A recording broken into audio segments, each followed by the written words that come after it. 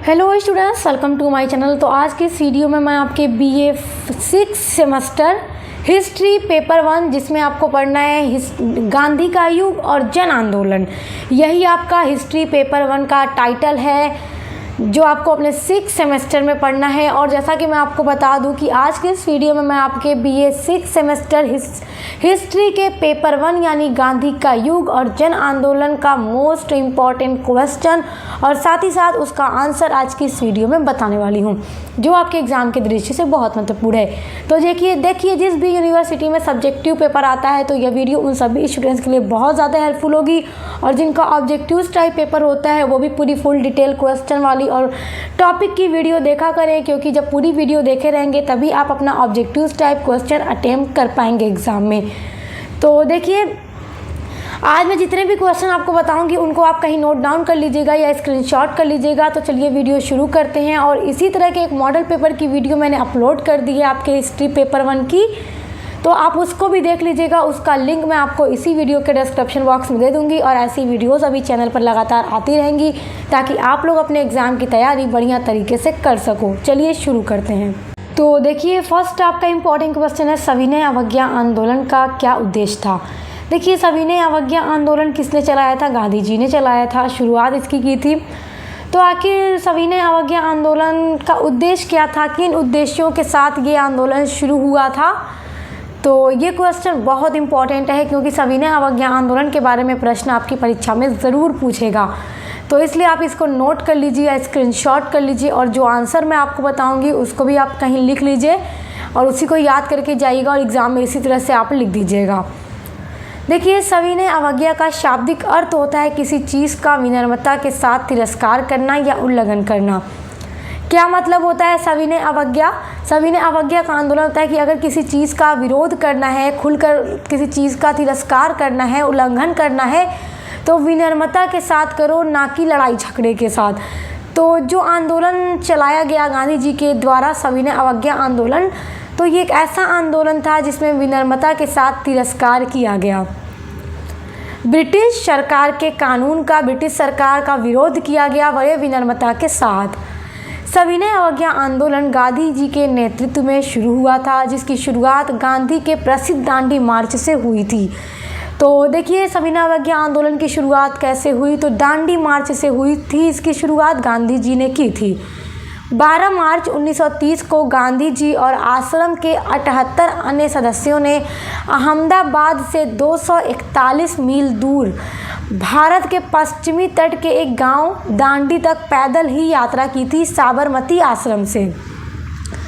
और देखिए, 12 मार्च 1930 को उन्होंने दांडी मार्च की यात्रा शुरू की थी और 241 मील दूर तक इन्होंने पैदल यात्रा की थी। भारत के पश्चिमी तट का एक गांव था दांडी, जहां तक उन्होंने पैदल यात्रा की। और कहां से की थी? तो साबरमती आश्रम से की थी। और गांधी जी के साथ 78 आश्रम के सदस्य भी थे। इसके बाद वह 6 अप्रैल 1930 को दांडी पहुंच गए। देखिए, 12 मार्च से शुरुआत हुआ था और 6 अप्रैल 1930 को वो लोग दांडी पहुंचे, जहां उन्होंने नमक कानून तोड़ा। देखिए, जब गांधी जी वहां पर पहुंचे तो अंग्रेज़ों के द्वारा बनाया गया जो नमक कानून था, तो गांधी जी के द्वारा उस नमक कानून को तोड़ा गया।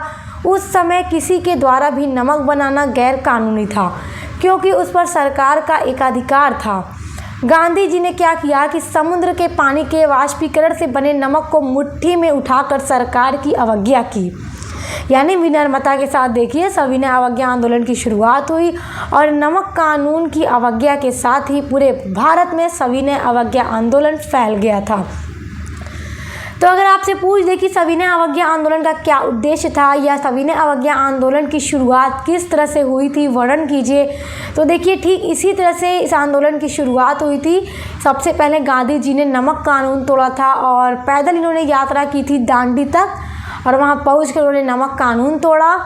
और इसी नमक कानून के साथ तोड़ने के साथ ही पूरे भारत में सविनय अवज्ञा आंदोलन फैल गया था। अगला महत्वपूर्ण प्रश्न देखिए, सविनय अवज्ञा आंदोलन के कारणों की विवेचना कीजिए। देखिए, सविनय अवज्ञा आंदोलन का उद्देश्य, सविनय अवज्ञा आंदोलन के कारण, ये सारे आपको बहुत अच्छे से तैयार रखने हैं, क्योंकि ये सारे आपसे पूछे जाएंगे। और आपका जो टाइटल है वो तो है ही गांधी का युग। तो जब गांधी का युग आप पढ़ रहे हैं, आपका हिस्ट्री वही सब्जेक्ट है, तो फिर गांधी जी के द्वारा चलाए गए आंदोलन से प्रश्न 100% आना ही आना है, इसलिए तैयारी बढ़िया तरीके से रखिएगा। तो देखिए, सविनय अवज्ञा आंदोलन के मुख्य कारण थे, इस तरह से हेडिंग डालकर आपको पॉइंट के साथ एक्सप्लेन करना होगा। आइए इनके कारण देख लेते हैं। तो देखिए, सविनय अवज्ञा आंदोलन के शुरू होने के कारण और क्यों शुरू हुआ, क्यों इसकी शुरुआत की गांधी जी ने। तो पहला इसमें मुख्य कारण था साइमन कमीशन, और साइमन कमीशन के बारे में आपको मैं इसके पहले वाले मॉडल पेपर में अच्छे से बता चुकी हूँ, और साइमन कमीशन पर भी प्रश्न पूछेगा, इसलिए इसका जो प्रश्न है वो मैं इसके पहले वाले वीडियो में आपको दे चुकी हूँ और पूरा आंसर के साथ दिया है मैंने आपको। तो वीडियो एक सीक्वेंस में देखा कीजिए ताकि चीज़ें आपकी आसान हो। तो मैंने इसके बारे में तो आपको समझा ही दिया है। तो देखिए, जब साइमन कमीशन भारत आया, इस आंदोलन का सबसे महत्वपूर्ण कारण था साइमन कमीशन की नियुक्ति मानी जाती है, और सर जॉन साइमन की अध्यक्षता में बनाया गया साइमन कमीशन था। यह 7 सदस्य आयोग था, यानी कि इसमें 7 सदस्य थे। साइमन कमीशन में 7 सदस्य थे। 7 तो सदस्य क्या थे, अंग्रेज थे, एक भी इसमें भारतीय प्रतिनिधि नहीं था, इसलिए भारतीयों ने इसका पूरा खुलकर विरोध किया और साइमन गो बैक का नारा लगाया, जिसके सभी सदस्य अंग्रेज थे। भारत में साइमन कमीशन के विरोध का मुख्य कारण कमीशन में एक भी भारतीय को नहीं रखा जाना था तथा भारत में स्वशासन के संबंध में निर्णय विदेशियों द्वारा किया जाना था। यानी कि जो साइमन कमीशन बनाया गया, इसमें अंग्रेज़ों का क्या चाल थी, अंग्रेज़ों का मतलब यही था ना कि इसमें अंग्रेज़ प्रतिनिधि होगा, कोई भारतीय नहीं होगा, और भारतीय में जितने भी स्वशासन से संबंध निर्णय लेने होंगे वो सब वही लोग लेंगे, भारतीय उसमें क्या है दखल नहीं डाल सकता। इसलिए भारतीयों ने साइमन कमीशन का खुलकर विरोध किया, और सबसे पहले साइमन गो बैक का नारा लाला लाजपत राय ने लगाया था। तो एक ये बहुत बड़ा कारण था सविनय अवज्ञा आंदोलन का, तो इसलिए याद रखिएगा पॉइंट के साथ, इसी तरह आप लोग एक्सप्लेन कीजिएगा, बहुत इंपॉर्टेंट क्वेश्चन है। सविनय अवज्ञा आंदोलन का दूसरा मुख्य कारण था पूर्ण स्वराज की मांग। जब पंडित जवाहरलाल नेहरू के द्वारा पूर्ण स्वराज की मांग की गई, जब कांग्रेस का अधिवेशन 1929 में लाहौर में बैठा, तो पंडित जवाहरलाल नेहरू के द्वारा पूर्ण स्वराज की मांग की गई थी। इसके पहले वाले वीडियो में मैं आपको इसके बारे में भी बता चुकी हूँ, और साइमन कमीशन हो या पूर्ण स्वराज की मांग हो या फिर कोई आंदोलन हो, सभी आपको बढ़िया तरीके से तैयार रखना है। इसके पहले वाली वीडियो में इससे जुड़े सारे इंपॉर्टेंट क्वेश्चन आंसर मैं आपको दे चुकी हूँ, तो इसलिए तैयार कर लीजिएगा। देखिए, पूर्ण स्वराज की मांग भी सविनय अवज्ञा आंदोलन का दूसरा महत्वपूर्ण कारण था। देखिए, 31 दिसंबर 1929 ईस्वी में लाहौर के रावी नदी के तट पर पंडित जवाहरलाल नेहरू ने पूर्ण स्वराज की मांग का प्रस्ताव रखा था। पूर्ण स्वराज का मतलब कि हमें पूरी आज़ादी चाहिए, हम गुलाम बनकर नहीं जिएंगे, भारत हमारा देश है तो हम यहाँ पर रहेंगे, और तुम अंग्रेज़ यहाँ पर शासन नहीं कर सकते क्योंकि ये हमारा देश है। पूर्ण स्वराज की मांग की, पूरी आज़ादी की मांग की पंडित जवाहरलाल नेहरू ने। और तिरंगे झंडे को फहराते समय उन्होंने कहा था कि जब तक हम अपने देश को आज़ाद नहीं कर लेंगे तब तक हम चैन की सांस नहीं लेंगे। इन्हीं घटनाओं ने सविनय अवज्ञा आंदोलन को जन्म दिया, और फिर धीरे धीरे जो सविनय अवज्ञा आंदोलन की पृष्ठभूमि थी वो तैयार होती चली जा रही थी।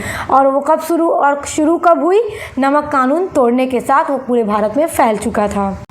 तीसरा मुख्य कारण है सविनय अवज्ञा आंदोलन का गांधी जी का समझौतावादी रुख।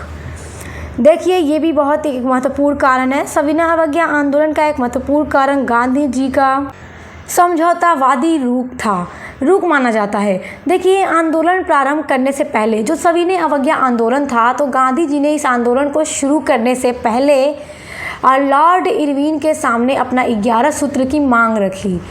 तो देखिए, गांधी जी को तो पता था कि लॉर्ड इरविन जो है वो कभी 11 सूत्र की मांग को नहीं मानेगा, एक्सेप्ट नहीं करेगा। तो गांधी जी ने जानबूझकर 11 सूत्र की मांग रखी थी कि अगर लॉर्ड इरविन ने 11 सूत्र की मांग को एक्सेप्ट नहीं किया तो मैं सविनय अवज्ञा आंदोलन की शुरुआत कर दूंगा। तो देखिए, लॉर्ड इरविन ने इन मांगों पर कोई ध्यान नहीं दिया और गांधी जी की इस मांग को उसने ठुकरा दिया। तो गांधी जी बाध्य होकर सविनय अवज्ञा आंदोलन का उन्होंने सहारा लिया और पूरे देश भर में सविनय अवज्ञा आंदोलन फैल गया। अगला कारण है नेहरू रिपोर्ट। नेहरू रिपोर्ट के बारे में आप क्या जानते हैं, वर्णन कीजिए। इस तरह से भी प्रश्न आ जाएगा, ठीक है। तो नेहरू रिपोर्ट ये अलग से भी एक प्रश्न आपका बन सकता है, तो इसलिए इसको बहुत अच्छे से तैयार रखिएगा। नेहरू रिपोर्ट क्या है या नेहरू रिपोर्ट के बारे में आप क्या समझ रहे हैं, वर्णन कीजिए, नेहरू रिपोर्ट पर टिप्पणी कीजिए। इस तरह से प्रश्न आपका परीक्षा में पूछेगा, तो इसलिए यहाँ पर नेहरू रिपोर्ट को भी समझिए, बहुत इम्पॉर्टेंट है। और नेहरू रिपोर्ट एक कारण भी है सविनय अवज्ञा आंदोलन की शुरुआत का। देखिए, साइमन कमीशन का बहिष्कार करने पर भारत जो सचिव था लॉर्ड बर्किनहेड ने भारतीयों को संविधान बनाने की चुनौती दी। देखिए, जब भारतीय नेताओं ने साइमन कमीशन का खुलकर विरोध किया तो भी अंग्रेज़ों ने क्या किया, साइमन कमीशन में कोई बदलाव नहीं किया। जबकि जो भारत सचिव था जिसका नाम था लॉर्ड बर्किनहेड, ये अंग्रेज़ था, ब्रिटेन से आया था भारत सचिव बनकर। भारत के मतलब ब्रिटेन के प्रधानमंत्री द्वारा इसे भेजा गया था। तो लॉर्ड बर्किनहेड ने भारतीयों के सामने एक चुनौती रख दी, भारतीय नेताओं के सामने एक चुनौती रख दी कि आप लोग अपना एक संविधान बनाकर दिखाओ। उसने कहा कि कमीशन का बहिष्कार करना कोई समझदारी नहीं है। किसने कहा? ये लॉर्ड सचिव ने कहा, सचिव लॉर्ड ने कहा, ये सचिव था, लॉर्ड बर्किनहेड नाम था। क्योंकि भारतीय स्वयं तो संविधान नहीं बना सकते, ये उसका मानना था, इसीलिए उसने भारतीयों के सामने ये चुनौती रख दी। कांग्रेस ने इस चुनौती को स्वीकार किया और फरवरी 1928 ईस्वी को पंडित मोतीलाल नेहरू की अध्यक्षता में भारतीय संविधान का आधार निश्चित करने के लिए एक समिति नियुक्त की गई। अच्छा, देखिए, यहाँ पर आप लोग ये मत समझिएगा कि जो हमारा भारतीय संविधान है जो 26 जनवरी 1950 को लागू हुआ, उस संविधान को बनाने की बात यहाँ पे की गई। यहाँ पर उस संविधान की बात नहीं की जा रही है। यहाँ पर जो लॉर्ड बर्किनहेड था उसने चुनौती दी थी, किस बात पर? क्योंकि भारतीय नेताओं ने साइमन कमीशन का विरोध किया था कि उसमें हम भारतीयों का एक भी प्रतिनिधि क्यों नहीं है। इसलिए उसने चुनौती दी कि तुम संविधान बना कर दिखाओ, क्योंकि वो जानता था कि भारतीय अपना संविधान नहीं बना सकते। तो इसीलिए कांग्रेस ने क्या किया, इस चुनौती को स्वीकार कर लिया और पंडित मोतीलाल नेहरू, जो पंडित जवाहरलाल नेहरू के पिता थे, इन्हीं की अध्यक्षता में भारतीय संविधान का जो आधार था वो उसका प्रारूप तैयार किया गया। एक समिति नियुक्त की गई और नेहरू रिपोर्ट में डोमिनियल स्टेट को पहला लक्ष्य एवं पूर्ण स्वराज को दूसरा लक्ष्य घोषित किया गया। ये जो नेहरू रिपोर्ट है यही बनाकर तैयार किया गया था, ठीक है, संविधान के रूप में। और फिर इसी नेहरू रिपोर्ट को प्रस्तुत किया गया था लॉर्ड इरविन के सामने। देखो, जब लॉर्ड बर्किनहेड ने चुनौती दी थी उस टाइम भारत सचिव लॉर्ड बर्किनहेड था, और जब ये बनकर तैयार हुआ, नेहरू रिपोर्ट संविधान के रूप में जब बनकर तैयार हुआ, उस समय सचिव कौन था? लॉर्ड इरविन था। तो नेहरू रिपोर्ट में जो सबसे पहली मांग थी वो थी डोमिनियल स्टेट की मांग, और दूसरी मांग थी पूर्ण स्वराज की। तो भारतीय नेताओं ने इसकी मांग रखी नेहरू रिपोर्ट के द्वारा। तो देखिए, संविधान बनाने की चुनौती दी थी तो बनाकर तो तैयार किया। नेहरू रिपोर्ट जो था वही जो संविधान के रूप में तैयार किया गया, उसी का नाम नेहरू रिपोर्ट पड़ा। तो अंग्रेज़ों ने, ब्रिटिश सरकार ने उसको ठुकरा दिया, उसको एक्सेप्ट नहीं किया। देखिए, लेकिन इसने ये रिपोर्ट स्वीकृत नहीं हो सकी क्योंकि अंग्रेज़ों ने कहा हम नहीं स्वीकार करेंगे। लेकिन इसने अनेक महत्वपूर्ण निर्णय को जन्म दिया। किसने जन्म दिया? नेहरू रिपोर्ट जो बनी वो तो एक्सेप्ट नहीं हुई, लेकिन फिर वहीं से देखिए एक पृष्ठभूमि न तैयार हो रही थी सविनय अवज्ञा आंदोलन की, क्योंकि सविनय अवज्ञा आंदोलन का एक मुख्य कारण नेहरू रिपोर्ट भी है। सांप्रदायिकता की भावना जो अंदर ही अंदर थी अब वो उभर कर सामने आ गई, और मुस्लिम लीग और हिंदू महासभा दोनों ने इसे फैलाने में कोई कसर नहीं छोड़ा। अतः गांधी जी ने इसे निपटने के लिए सविनय अवज्ञा प्रस्तुत कर दिया। गांधी जी ने इस सांप्रदायिकता से निपटने के लिए क्या किया? सविनय अवज्ञा आंदोलन की शुरुआत कर दी। अगला देखिए, सविनय अवज्ञा आंदोलन का अगला महत्वपूर्ण कारण है विश्वव्यापी आर्थिक मंदी। देखिए, उस समय विश्व में बहुत खतरनाक मंदी पड़ी थी। सविनय अवज्ञा आंदोलन का एक आधारभूत कारण 1929 एवं 30 का विश्वव्यापी आर्थिक मंदी मानी जाती है। पूरे विश्व में 1929 और 30 के वर्ष में बहुत ही तगड़ी मंदी पड़ी थी पूरे विश्व में, और यह आर्थिक मंदी भारत की अर्थव्यवस्था को पूरी तरह से प्रभावित करती है और भारत का जो निर्यात था वो कम हो गया, लेकिन अंग्रेज़ों ने भारत से धन का निष्कासन बंद नहीं किया, इसलिए जो भारत की अर्थव्यवस्था थी उस पर बहुत बुरा प्रभाव पड़ा। अनेक पूंजीपतियों की हालत ख़राब हो गई और किसान वर्ग तो पहले से ही गरीब थे, वो और भी गरीब हो गए और हाय मतलब खाने के लिए भी परेशान हो गए। पूरे देश का जो वातावरण था सरकार के खिलाफ था, ब्रिटिश सरकार के खिलाफ था और गांधी जी ने इस स्थिति से निपटने के लिए सविनय अवज्ञा आंदोलन का सहारा लिया ताकि इस स्थिति से निपटा जा सके। और तो देखिए ये महत्वपूर्ण कारण थे सविनय अवज्ञा आंदोलन के कि आखिर सविनय अवज्ञा आंदोलन क्यों शुरू हुआ, किन कारणों से शुरू हुआ। तो आपको ये पूरे पॉइंट अपने पेपर में एक्सप्लेन करने होंगे। बहुत इंपॉर्टेंट ये क्वेश्चन ये ज़रूर पूछेगा। और देखिए ये जो प्रश्न है कि सविनय अवज्ञा आंदोलन के क्या कारण थे, उल्लेख कीजिए, वर्णन कीजिए, हमेशा आपके दीर्घ में पूछेगा। तो दीर्घ में लॉन्ग आपको आंसर देना होगा। तो इसी तरह से आप स्टेप बाय स्टेप हेडिंग डाल कर एक्सप्लेन कर दीजिएगा। तो ये नोट्स आपके एग्ज़ाम में काफ़ी काम आएगा, इसलिए चाहें तो आप इसे स्क्रीनशॉट कर लीजिए। और देखिए आपसे एक और बात कह दूँ कि आपके हिस्ट्री का जो पेपर 2 है जिसमें आप लोग पढ़ते होंगे history of modern world, paper 2 में आपको ये पढ़ना है। तो आपको बता दूं कि इसकी भी क्लास चैनल पे चल रही है और उसकी भी वीडियोस चैनल पे आ रही हैं, तो आप चेक करके पढ़ाई कीजिए। अगला मोस्ट इम्पॉर्टेंट क्वेश्चन, सविनय अवज्ञा आंदोलन का कार्यक्रम लिखिए। देखिए सविनय अवज्ञा आंदोलन से जुड़े हर पॉइंट इम्पॉर्टेंट है क्योंकि ये सारा प्रश्न आपके एग्जाम की दृष्टि से अत्यंत महत्वपूर्ण है और ये लॉन्ग में पूछेगा, इसलिए इन सभी को बढ़िया तरीके से तैयार करके ही जाइएगा। सविनय अवज्ञा आंदोलन के अंतर्गत चलाए जाने वाले कार्यक्रम निम्नलिखित से, जिसमें पहला पॉइंट है नमक कानून को तोड़ना तथा अन्य ब्रिटिश जो भी कानून थे उन सभी का खुलकर विरोध किया गया था सविनय अवज्ञा आंदोलन के द्वारा। दूसरा पॉइंट, कानूनी अदालतों, सरकारी स्कूलों और सरकारी समारोह का भी बहिष्कार किया गया और आपको तो पता ही कि विनम्रता के साथ शुरू हुआ था यह आंदोलन। तीसरा कार्यक्रम देखिए सविनय अवज्ञा आंदोलन के अंतर्गत जो चलाया गया भू राजस्व। देखिए जो ब्रिटिश सरकार थी वो बड़ी ज़्यादा कर ले लेती थी, लगान ले लेती थी। किसानों की तो आधी से अधिक जो उपज होती थी वो किसानों से ले लेते थे वो लोग करों के रूप में, भू राजस्व के रूप में। तो भू राजस्व और लगान जो अन्य प्रकार के जो कर लिए जाते थे ब्रिटिश सरकार के द्वारा, उस पर भी गांधी जी ने रोक लगाने का पूरा प्रयास किया। सविनय अवज्ञा आंदोलन में इसके खिलाफ भी कार्यक्रम चलाए गए। चौथा पॉइंट, शराब तथा अन्य मादक पदार्थों की दुकानों पर भी धरना दिया गया। पांचवा था विदेशी वस्तुओं एवं वस्त्रों का बहिष्कार किया गया, क्योंकि विदेशी वस्तुओं का बहिष्कार करो, जला दो, इनको यूज़ मत करो, इनका प्रयोग मत करो। स्वदेशी को प्रोत्साहन दिया गया, यानी अपने देश में बनी हुई वस्तुओं का, वस्त्रों का प्रयोग करो और जो भी विदेशी वस्तुएं हैं, वस्त्र हैं, कपड़े हैं, उनका बहिष्कार करो, उन्हें जला दो, ख़त्म कर दो, प्रयोग मत करो। क्योंकि जब अपने देश की चीज़ों का प्रयोग होगा तो अपना देश क्या है, अपने देश में ऑटोमेटिक उत्पादन बढ़ेगा। जब उत्पादन बढ़ेगा तो लोगों को रोज़गार मिलेगा तो लोग काम करेंगे, जिससे आर्थिक आय भी अच्छी होगी और देश धीरे धीरे विकसित होगा। तो इसलिए विदेशी वस्तुओं एवं विदेशी वस्त्रों का बहिष्कार किया गया। छठा पॉइंट था राजनीतिक बंदियों को कारावास से मुक्त किया गया। ये 6 मोस्ट इम्पॉर्टेंट कार्यक्रम है, इनको आप याद रखिएगा, ये आपसे ज़रूर परीक्षा में पूछेगा। अच्छा नेक्स्ट क्वेश्चन देखिए, बड़ा इंपॉर्टेंट है, गांधी का युग आरंभ कब हुआ।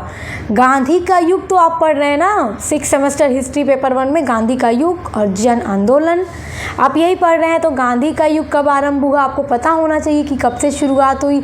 तो देखिए राष्ट्रपिता की उपाधि से सम्मानित महात्मा गांधी भारतीय राजनीतिक मंच पर 1919 ईस्वी से लेकर 1948 ईस्वी तक छाए रहे और इनके बीच इनका बहुत महत्वपूर्ण योगदान है और इनके द्वारा चलाए गए आंदोलन है जो हमारे देश को आज़ाद कराने में उन्होंने बहुत महत्वपूर्ण भूमिका निभाई। गांधी जी के इस कार्यकाल को भारतीय इतिहास में गांधी के युग के नाम से जाना जाता है और हम इनको पढ़ रहे हैं और ये हमारे राष्ट्रपिता हैं। तो आपसे पूछे कि गांधी का युग कब से आरंभ हुआ, तो याद रखना है कि 1919 से 1948 तक, और उतने ही युग को हम पढ़ते हैं गांधी के युग के नाम से भारतीय इतिहास में जाना जाता है। अगला क्वेश्चन, महात्मा गांधी का जन्म कब और कहाँ हुआ। ये तो आपसे शॉर्ट में ज़रूर पूछेगा ही ज़रूर, क्योंकि महात्मा गांधी के बारे में आप पढ़ रहे हैं तो आपको पता होगा ना कि महात्मा गांधी का जन्म कब हुआ, कहाँ हुआ और इनका पूरा नाम क्या था, तो ये भी आपको याद रखने की बात है। ये सारी चीज़ें क्या हैं, मोस्ट इम्पॉर्टेंट हैं। तो देखिए, महात्मा गांधी का पूरा नाम तो हम सभी जानते हैं कि मोहनदास करमचंद गांधी था और गांधी जी का जन्म 2 अक्टूबर 1869 ईस्वी को वर्तमान गुजरात राज्य के पोरबंदर ज़िले में हुआ था और प्रतिवर्ष 2 अक्टूबर को गांधी जयंती मनाई जाती है। और आप बताइए कि 2 अक्टूबर को और किसकी जयंती मनाई जाती है? चलिए, ये आपके लिए इसका आंसर मैं छोड़ती हूँ। आप लोग कमेंट करके बताइएगा कि गांधी जी की जयंती तो प्रतिवर्ष हम 2 अक्टूबर को मनाते हैं, तो इस दिन हम और किसकी जयंती मनाते हैं? ये आपके लिए एक सवाल है, कमेंट बॉक्स में रिप्लाई दीजिएगा। अगला नेक्स्ट इंपॉर्टेंट क्वेश्चन है, क्रिप्स मिशन भारत कब और क्यों भेजा गया? मोस्ट इंपॉर्टेंट क्वेश्चन, ये आपको एकदम अच्छे से रट लेना है, दिमाग में बैठा लेना है, क्योंकि प्रश्न पूछेगा ही पूछेगा। क्रिप्स मिशन क्या था और भारत क्यों आया था? तो देखो, अब आप सोचेंगे भारत आया तो कहाँ से आया? तो बता दूं, हमारा भारत अंग्रेज़ों का गुलाम था, तो जाहिर सी बात है ब्रिटेन से आया था ये क्रिप्स मिशन। तो जैसा कि देखिए, द्वितीय विश्व युद्ध जब चल रहा था तो द्वितीय विश्व युद्ध में ब्रिटेन भी था और ब्रिटेन हार रहा था बुरी तरह से। तो ब्रिटेन को अब ज़रूरत थी भारतीय सैनिकों की द्वितीय विश्व युद्ध को लड़ने के लिए। तो मैं आपको बता दूं कि जब ये सारा युद्ध चल रहा था, ब्रिटेन की हाल बुरी थी द्वितीय विश्व युद्ध में, तो उसे ज़रूरत थी भारतीय सैनिकों की। तो देखिए, ब्रिटिश सरकार द्वारा 11 मार्च 1942 ईस्वी को क्रिप्स मिशन की घोषणा की गई थी और 23 मार्च 1942 को सर स्टैफर्ड क्रिप्स के नेतृत्व में क्रिप्स मिशन भारत भेजा गया था। सर स्टैफर्ड क्रिप्स ये एक व्यक्ति थे, इन्हीं के नेतृत्व में क्रिप्स मिशन को भारत भेजा गया। तो इनके नाम में क्रिप्स है, तो इसलिए इस मिशन का नाम भी क्रिप्स मिशन है, जो 23 मार्च 1942 को भारत आया था। तो इसको भारत भेजने का मुख्य उद्देश्य ये था कि ब्रिटिश सरकार द्वितीय विश्व युद्ध में भारतीय सैनिकों का सहयोग चाहती थी, इसीलिए क्रिप्स मिशन को भारत भेजा गया। देखिए, ब्रिटिश सरकार ने कहा कि भारतीय नेताओं से कि आप हमें अपने सैनिक दो द्वितीय विश्व युद्ध में लड़ने के लिए। हम जब द्वितीय विश्व युद्ध में जीत जाएंगे तो हम आपको आज़ाद कर देंगे और आपको भारतीय संविधान बनाने की इजाज़त दे देंगे। देखिए, क्योंकि उस टाइम भारत में संविधान सभा की मांग की जा रही थी, कि हमें संविधान सभा बनाने की परमिशन दो ताकि हम अपने संविधान का निर्माण कर सकें। लेकिन इस प्रस्ताव को पूरी तरह से ब्रिटिश सरकार के द्वारा ठुकरा दिया गया, नज़रअंदाज कर दिया गया।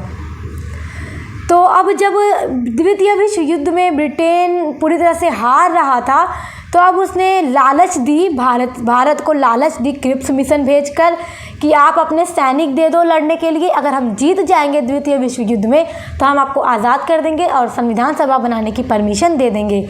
तो इस पर गांधी जी ने कहा कि जब ये लोग जीत जाएंगे तो जाहिर सी बात है, जब कोई फिर से मजबूत हो जाएगा तो वो हमें आज़ाद क्यों करेगा, क्यों हमें संविधान सभा बनाने की परमिशन देगा।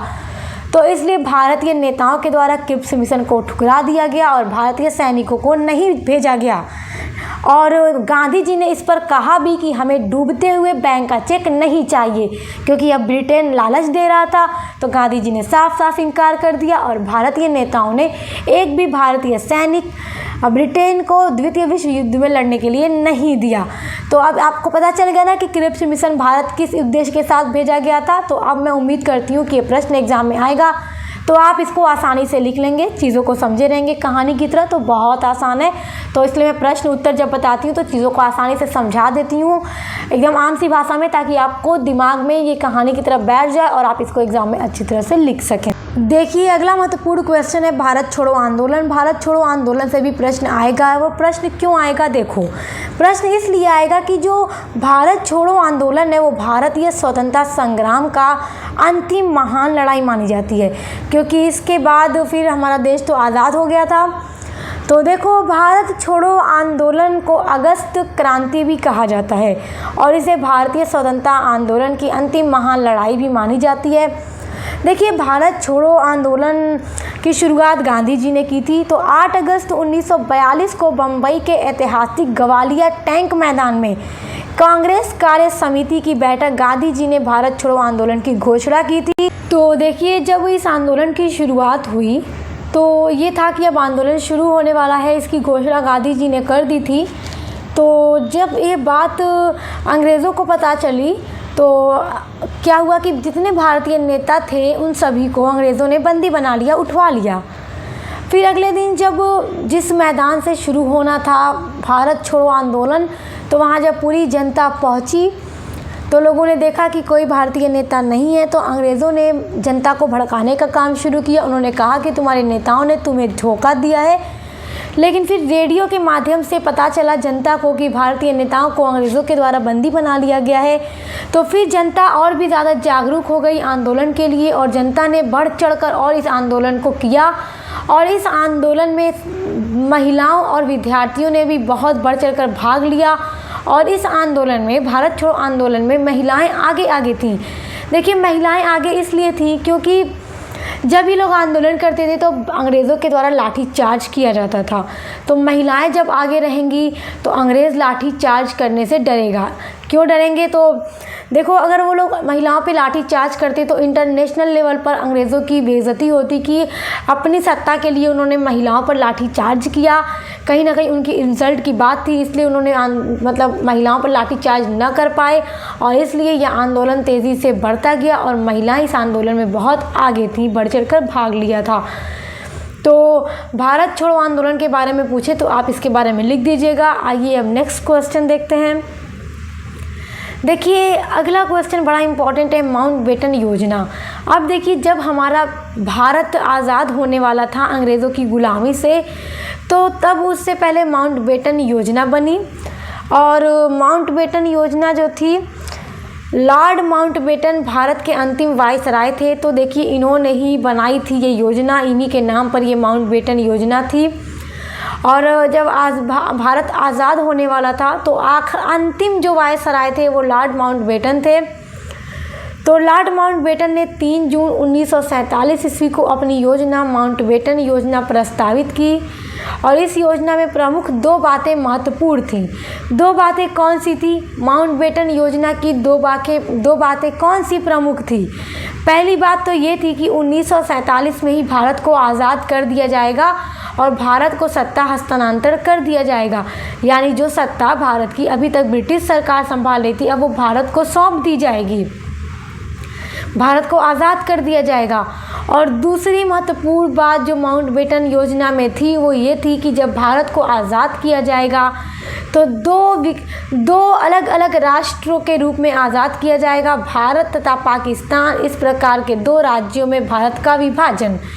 तो देखिए, जब हमारा हिंदुस्तान आज़ाद हुआ, जब हम आज़ाद हुए तो भारत का पार्टीशन हुआ, पाकिस्तान और हिंदुस्तान, भारत। तो ये 2 बातें प्रमुख थी माउंटबेटन योजना की। तो इसलिए याद रखिएगा कि माउंटबेटन योजना थी क्या और ये कब पारित हुई। तो 3 जून 1947 को किसने बनाई? लॉर्ड माउंटबेटन ने बनाई थी, जो भारत का अंतिम वायसराय था। और इसकी प्रमुख 2 बातें यही थी कि अब 1947 में ही भारत को आज़ाद कर दिया जाएगा और भारत 2 राष्ट्रों के रूप में आज़ाद होगा, भारत तथा पाकिस्तान। तो आज़ादी के समय भारत का पार्टीशन हो गया और पाकिस्तान एक नया राज्य उभर कर सामने आया। तो देखिए, मुस्लिम लीग तथा कांग्रेस ने भी इस योजना को स्वीकार कर लिया। यानी हिंदुस्तान पाकिस्तान का पार्टीशन, मुस्लिम लीग तथा कांग्रेस ने भी इस योजना को एक्सेप्ट किया। फिर हम फाइनली 15 अगस्त 1947 को आज़ाद हो गए। तो आज की इस वीडियो के महत्वपूर्ण प्रश्न सारे ही के सारे ही महत्वपूर्ण हैं। आप इन सभी को एकदम रट लीजिए क्योंकि ये सारे एग्जाम में पूछे जाएंगे। और डिस्क्रिप्शन बॉक्स में जो मैंने आपको लिंक दे दी है एक और मॉडल पेपर की, आप उसको चेक करके पढ़ लीजिए। उसमें भी मैंने मोस्ट इंपॉर्टेंट क्वेश्चन आंसर बता दिए हैं और ऐसी वीडियो चैनल पर लगातार आती रहेंगी। अगर आप BA 6 सेमेस्टर में सोशियोलॉजी पढ़ते हैं तो उसकी भी क्लास चैनल पर चल रही है, मॉडल पेपर की वीडियोज़ आ रही हैं, तो चेक करके पढ़ाई कीजिए। Best of luck. अब मिलते हैं नेक्स्ट वीडियो के साथ।